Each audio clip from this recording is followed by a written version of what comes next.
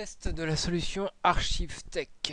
Donc j'ai eu un compte des deux mots, je me suis déjà connecté une fois sans succès. J'ai eu le spinning icône et ça s'est jamais connecté, donc je me reconnecte une deuxième fois.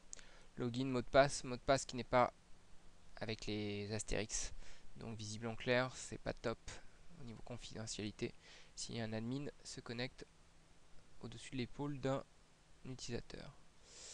Validé. Ok. Adresse déjà existante. Régénérer une archive. Adresse. Adresse. Quelle adresse? Adresse email. Je ne sais pas. Régénérer une archive. Je vois pas trop le rapport entre adresse et archive. Ok. Pour Windows. Pour Windows 64 bits. Je pense pas que la majorité des utilisateurs soient même capables de détecter Windows ou Windows 64 bits. Là aussi, le problème c'est que psychologiquement, si je commence à voir pour Windows, je vais même pas lire la deuxième ligne. Il faudrait qu'il y ait un contraste en mettant 32 bits ici et 64 bits à côté.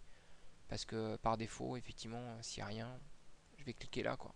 Et pourtant, je suis sous Windows 64 bits. Tout ça, ça pourrait être détecté au niveau du browser, donc c'est pas terrible. Ensuite, trois actions ici et une action sauvegarde en ligne. Donc, je comprends pas quelle est l'action que je dois mener finalement. Je vais cliquer sur Windows 64 bits. Veuillez patienter une minute. Donc 38, 21h38, je teste.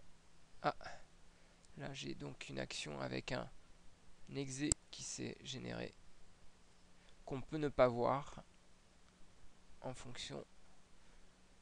Surtout que là en plus le téléchargement a commencé, on n'a pas changé de page, on a juste recréé un exe.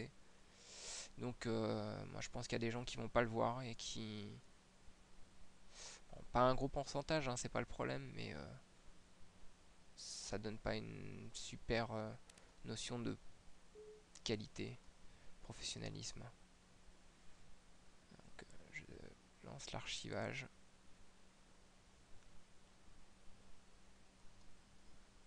Ok. Le problème c'est que du coup je passe d'une navigation avec... je vais le faire en deux morceaux alors.